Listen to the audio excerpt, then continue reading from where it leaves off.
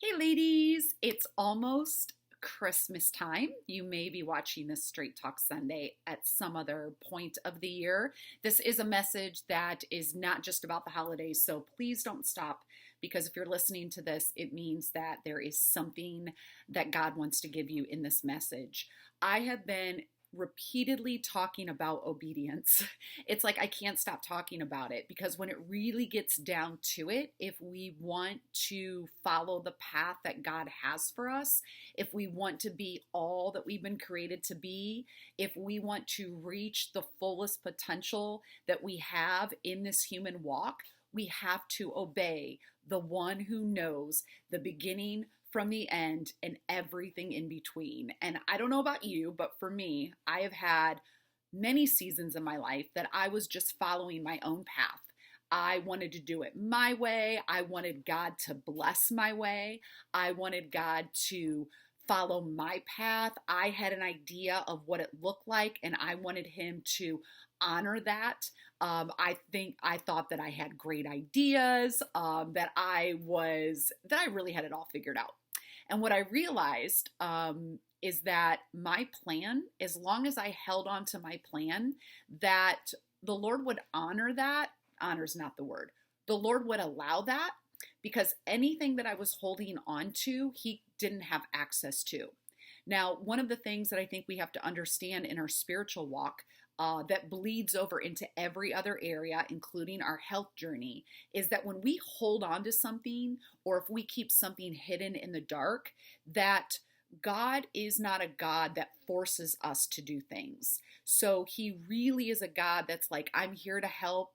I am here to be the one that you trust and to be the one that you obey. I have this amazing path for you. If you follow it, there's going to be blessings and there's going to be honor, and you're going to get the desires of your heart. But a lot of times we don't trust that fully. So we hide things. We hold on to things, and so we don't allow God access to those areas. And those are the things that we struggle with. I see this all the time when I coach women in their health journey. I walked through this in my own health journey as well. I held on to taking care of my body in my own way. So my own way was excessively exercising, abusing laxatives, my stint with bulimia for 5 years, counting calories, going to the scale for my self-worth. I had my own plan, and I was praying to be released from it. I was praying for God to help me. But as long as I held on to those things, as long as that was my path, that's the way that I was going, the Lord allowed that. And it was really me driving myself into the ground and getting so low that I finally surrendered. That's a big word for many of you. You get to the bottom where you literally realize I'm out of control. Everything that I thought I had control over, I don't. I'm at the end of myself. I have no idea where else to go. I've tried everything else and I'm still stuck. And I'm in deeper bondage than I've ever been before. I'm a slave to this or to that. And literally, Lord, I'm giving it all up to you. Now, I experienced that in my health. Then I experienced it in my marriage, where I was, keeping things up and I'm going to do it my way, not really God's way, but like I thought it looked pretty good. I thought it felt pretty good. It looked really good from the outside. And when everything came crashing down, the affair came out, I'm pregnant. Shortly after that, I lost all of my money. My whole friend circle dropped off. I mean, literally everything went away. That was when I fully, and when I say fully, I mean fully surrendered everything to the Lord. Like, Lord, everything that I thought was important, everything that I thought that I had a hold on, everything that I had planned literally has all crashed and burned. So everything that I put my faith in, Brian, my business, what was in my bank account, all of it, when it's all taken away and you realize nothing is guaranteed, none of those things can stay or stick, that at any moment they can go away. But God, He is my foundation. He has not changed. He has not left me or forsake me. He is the same yesterday, today, and tomorrow. When I got that full revelation, only then did I fully surrender. And only then did God start to do a work in me that was unlike any other time in my life. And the only difference was my position. Instead of hiding things from him and saying like, well, you can have that, but I want to like keep it over here. I still kind of got it over here. I've got my plan, until I fully opened it up, like naked. I mean, literally, we enter the world naked, right? And just literally before him said, it is all yours anyway, but now I'm actually going to let you have it. It's all yours anyway, Lord, but now I'm in a position that I'm going to open up my hands and I'm going to open up my arms and I'm going to say, it's all yours anyway, so just have your way. And so in the incubation period, which I call my 2.5 years was my incubation period, when I had no relationship, living on my own, raising Berlin, really the transition from my marriage into whatever God has for me next. That was the time that I really fully surrendered. And it was a process, guys, of about 2.5 years of the Lord really speaking to me and healing me and giving me steps that I was not willing to take before.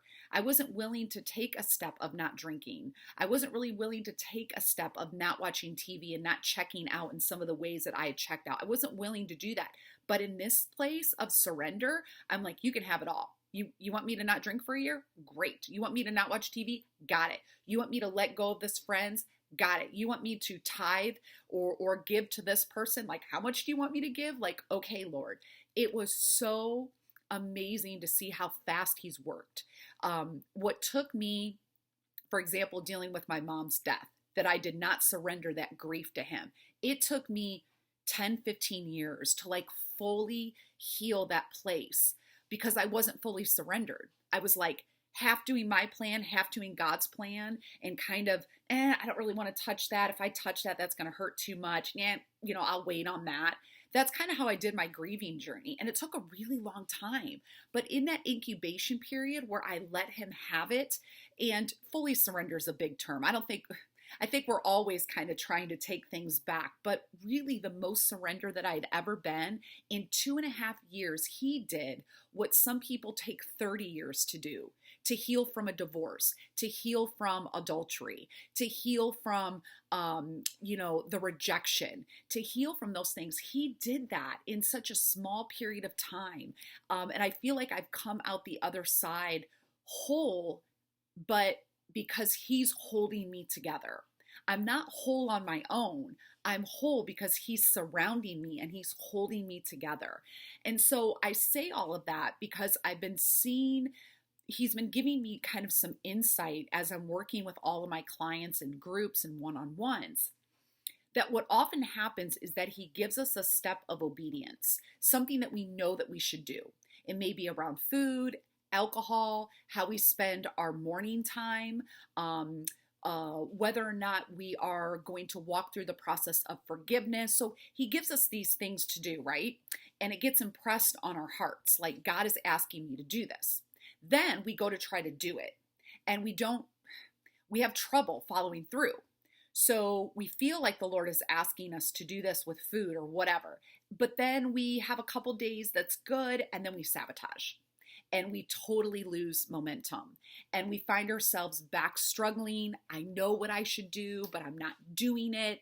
And I was kind of wrestling with the Lord, and I'm like, what is that, Lord? What is that? Because I know if you give us something to do and it's your word, like it's your step, that you will give us the power to do it. You will give us the power to overcome the temptation. And what I feel like came together, and this actually happened in a coaching session with a client, is that I feel like he spoke, I have a path for you, Amber, Julie, Susan, Tina, like whoever it is that's listening. I have a path for you. And that path that I have, you may not see where it leads, but I know the path. I've foraged the path. I've created you to walk this path. And I'm going to give you the step that you need to put one foot in front of the other and to walk out this path.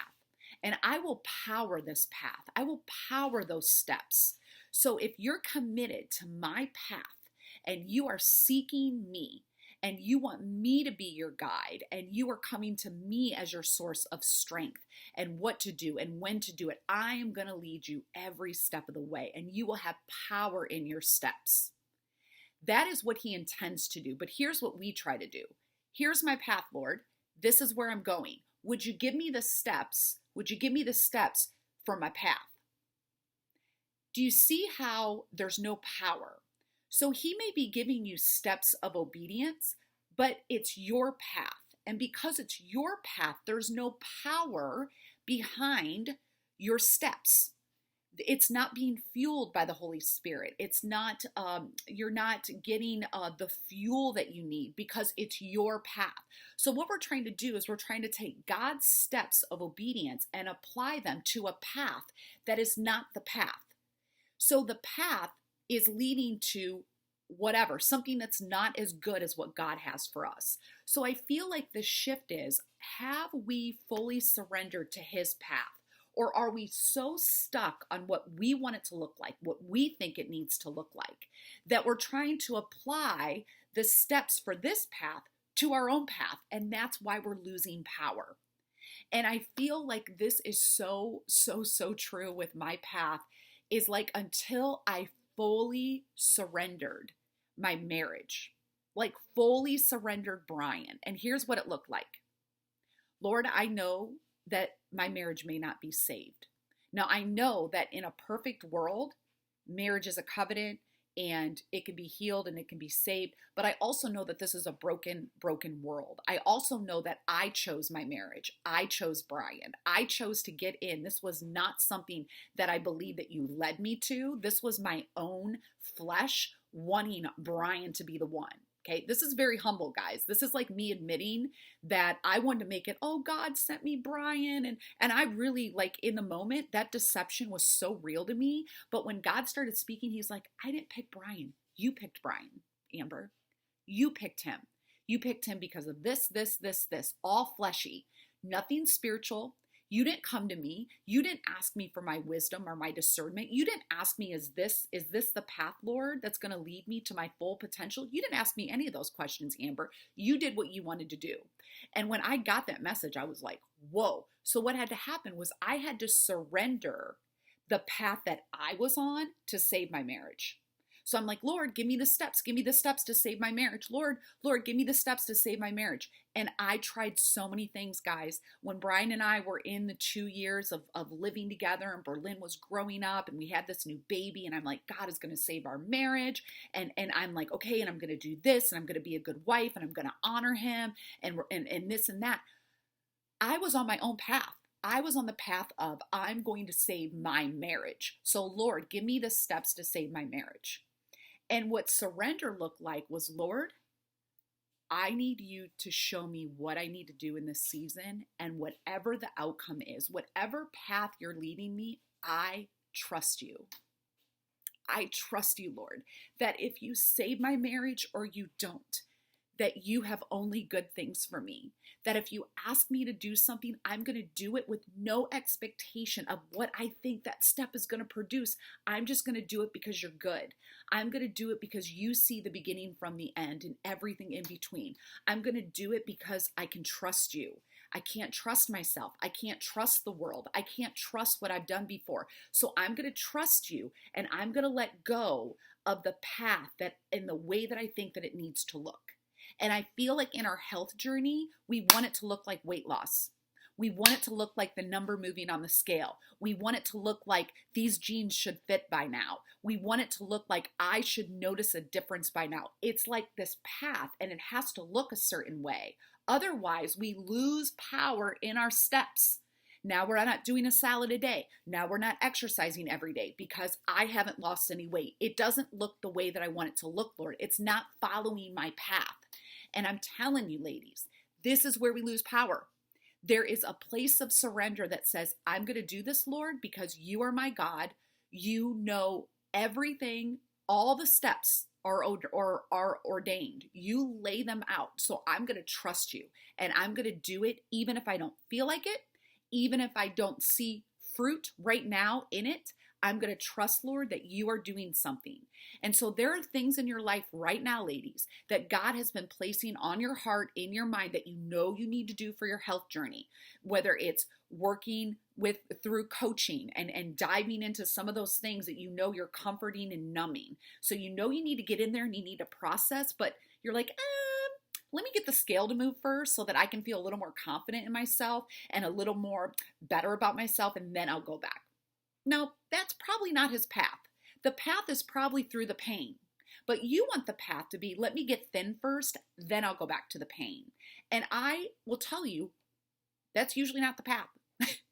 Rarely do I see women in a healthy way release weight if they have pain to walk through. It's usually through the pain that God starts to break off habits and people and mindsets that we've attached to ourselves. He's got to break those things off when we let him have access to the pain. So the path is usually through the pain. People don't want to hear that, but that's been my experience in my own life and other people's lives. So I guess what I'm asking you to do is ask yourself, how committed am I to my path? What am I holding on to that I think it needs to look like this? And because I need to look like this, when God gives me a step of obedience, I'm having a hard time following through because it's not looking the way that I want it to look. And what would it look like, Lord, to surrender to your path and just say, Lord, I know today you're going to give me my next step. And Lord, I know that when you want me to do something else, you're going to give me that something else. And if I don't hear from you, Lord, I'm just going to keep doing what you told me to do before. I'm going to just keep doing that until you give me something new to do. And I believe, Lord, and I know that if you're supposed to show me the path, if you're supposed to show me something in the distance, you're going to. But if not, Lord, I'm just going to trust that I don't have to worry about that you're going to take care of that and you're leading me to someplace good. What if that was the difference, ladies, between feeling like you're being fueled and you have the power to do what God's called you to do versus over here, I know God's telling me to do this, but I have no power, that it's simply whose path are you following? So that's just something for you to chew on. I feel like as we're going into this new year, for those of you that are watching this when it's released, we're going into this new year and we're just coming out of COVID. We're not even coming out of COVID. We're going back into COVID, back into quarantine, back into it. That God's not going to change our circumstances. He really wants to change us. So until we change, I don't believe that our circumstances are going to change. Our circumstances are an incubator. They're a container for us to see what is coming out of us, what is bubbling to the surface that God's been trying to deal with, but we've been hiding it. We've been like, we're going to keep that over here in the dark, or I don't really want to touch that. Sometimes we have to get into something that is so powerful, like COVID, like all of this fear that's around us and all of these things that are giving us pressure or anxiety, to allow to bubble up things that we're like, I don't know what to do with this. Like, I've been able to contain it up to this point, but like, I don't know what to do with this. That's the perfect position to surrender it to God and go, okay, God, this is coming out of me. And I've been trying to run from it from the last 6 months or 6 years or 16 years or 36 years. And Lord, I can't do that anymore. So I haven't been able to do it on my own. So here it is. And I'm going to lay it at your feet and I'm going to ask you to give me the next step. And the next step will come. Whether it's one-on-one coaching or group coaching or joining a Bible study or a book comes your way or a friendship starts to develop, that this woman is a safe place for you to maybe talk about some things that you've kept in secret. He's going to give you the step, but will you surrender to his path so that your steps can be powered by the power of his Spirit? Yeah, good stuff, huh? So I would love to hear what you're thinking. If you want to reach out to me one-on-one, all you guys pretty much have my emails or a way for you to reach out. But I would love for you to think about what that looks like, because I believe that God has power for us in 2021, but it is not going to come through any other method than obeying. Then the path of obedience leads to blessing, but it has to be his path. So let us surrender to his path. Let us open up our hands, hold loosely everything we have, allow him to take what he needs to take, give to us what he needs to give, and just surrender this year to him and let him do what only God can do. We've tried to do it our own ways, ladies, and it does not work. It brings no freedom. It leads us into more bondage. There's little moments of, oh, that feels good, but ultimately we're left empty. So I feel like 2021 is a time to get filled up, but it's only through the path of obedience. It's only through following his path. And the last thing I want to say is obedience is not obligation. I obey God because I love him and I know that he loves me. And I know that his heart is only what is best for me. If you don't understand that, then before you can even go on the path of obedience, you need to realize and get into the word of God to see his love for you. Because once you see his love for you and what he has done for you, that love, you will have such a reverence for him and you will understand his love for you. Therefore, you will be able to love him. And it's out of that relationship, not out of obligation, not religion, but it's out of the relationship that you build the trust that I trust you so much, Lord, that I'm going to obey you because I know how good you are and I know how much you love me and I know how much you want to bless me. And so that's why I obey, not out of obligation, but out of love and relationship. So that's the last little piece. And maybe that's the piece that you need to start with. So if you need any support with that, reach out to me. I've got lots of opportunities for you to get connected and get the support that you need. We need to do this in relationship, not just with God. This is God. This is with each other, forms a cross. Okay. It's important for us to have relationship and not be in isolation. The enemy loves us to be isolated because he can take truth and he can turn it just a little bit, just a little bit, and then it becomes something that he can use that takes what God meant to be good and actually starts to pervert it. It starts to twist it. So by being in relationship with other people who know the Lord, we can share and we can speak truth to each other and we can see those little deceptions, those little perversions of the truth, and we can help to keep each other straight and speak the truth to each other. Okay, I'm going like way off on tangents, but you know me, that's kind of what I do. So I hope this message blessed you. I hope you have an incredible holiday season. Merry Christmas. I'm still one of those people. Merry Christmas, because it's all about the greatest gift that was ever given to humanity, which is Jesus coming down in human form to do what only he could do. That truly is the greatest gift. And that is why we give. And that is why we receive during this holiday season. So I just pray blessings over your family, safety and protection, health and healing. And as we go into 2021, let's make it the best year ever, okay? All right, bye guys.